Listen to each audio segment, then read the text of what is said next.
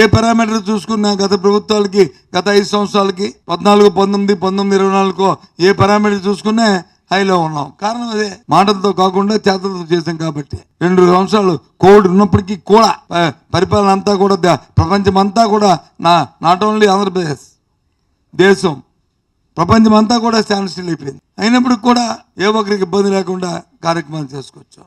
చిన్న ఉదాహరణ, ఈ 9 నెలల కాలంలో 5 సంవత్సరాల్లో ఎంతమంది హాస్టల్స్లో కానీ స్కూల్స్లో కానీ మధ్యాహ్న భోజనం కానీ లేదు హాస్టల్లో పెడుతున్న పిల్లలకి ఇస్తున్న ఆహారంలో కానీ అందులో అలిటేషన్ అయిందని చెప్పి హాస్పిటల్కి చేరారు.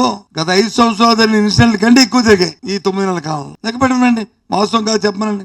5 సంవత్సరాల కాలంలో ఎన్ని ఇన్సిడెంట్లు జరిగాయో అంతకంటే ఎక్కువ జరిగాయి ఈ 9 నెలల కాలం. ఎందుకు జరిగాయి? సరైన పర్యవేక్షణ, ఈ ప్రభుత్వం పట్ల భయం భక్తి వాళ్ళకి లేకపోవడం వల్ల. ఏం తప్పు జరిగితే ఎంతసేపు ఏం జరిగితే అది వైసీపీ అంటే అది ఒక అదురుగంది అయిపోతుంది. అది మానుకోండి, ఇంక అయిపోయాయి. వైసీపీ అని పేరెత్తే మాట అయిపోయాయి. ఇంకెంతకాలం ఈ రాంభజన? వారానికి ఒక ఇన్సిడెంట్, ఓ రోజు వైజాగ్లో జరిగితే, ఓ రోజు శ్రీకాకుళం జరిగితే, ఓ రోజు అనంతపురం జరిగితే, ఓ రోజు గుంటూరులో జరిగితే సరే ఎంతసేపు వాడిని అరెస్ట్ చేస్తాం, వీళ్ళని అరెస్ట్ చేస్తాం, వాడిని ఎదిరితే అది ఇది ఇవన్నీ రొటీన్ జాబ్. అవి దానికి అంత పబ్లిసిటీలు, దానికి అంత ఈ ప్రాధాన్యతలు, దాని మీద అంత ప్రత్యేకమైన ఫోకస్తో అవసరంలే. ఈ రాష్ట్రంలో 5 కోట్ల మందికి జరిగే ఏదైనా మంచి అనుకుంటే ఆ మంచికి తగ్గ కార్యక్రమాన్ని చేస్తూ వ్యవస్థని గాడిలో పెట్టి వ్యవస్థని సక్రమంగా తీసుకెళ్ళే ఏ కార్యక్రమం చేసినా అది కావాలి, ప్రజలు కోరుకుంటారు తప్ప కక్షపూరితమైన వ్యవహారాలను ప్రజలు కోరుకోరు. సరే, మీ విధానం అయితే ఇంకో 4 సంవత్సరాలు పోయిన తర్వాత ఎన్నికలు వచ్చినప్పుడు ఆ విధానాలు ఆలోచించుకుందాం. ఎవడు దానికి కాదనలేరు.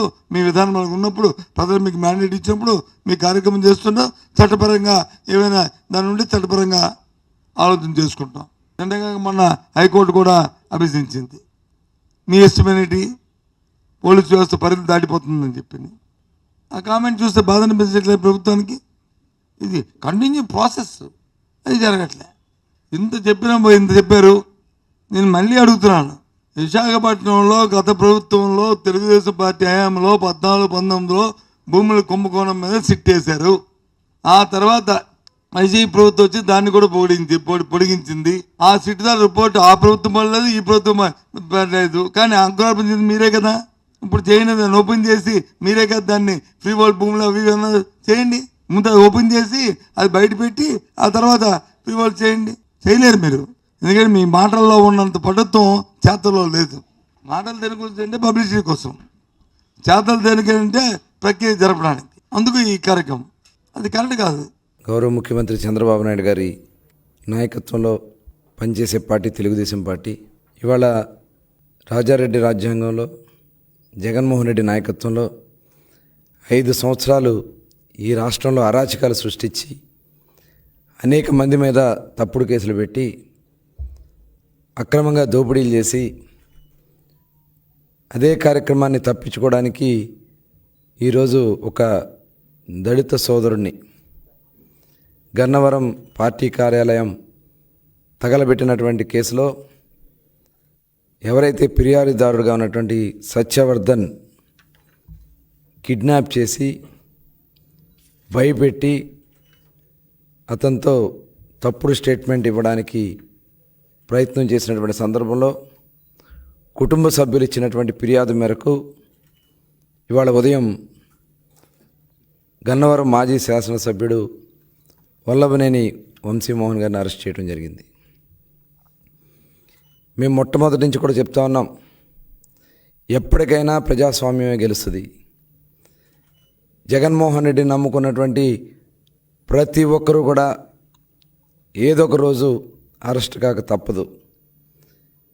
అధికారం ఉంది కదా అని చెప్పి విర్రవీగితే రేపేమవుద్దనే దానికి ఇవాళ వల్లభనేని వంశీ అరెస్టే ఒక నిదర్శనం.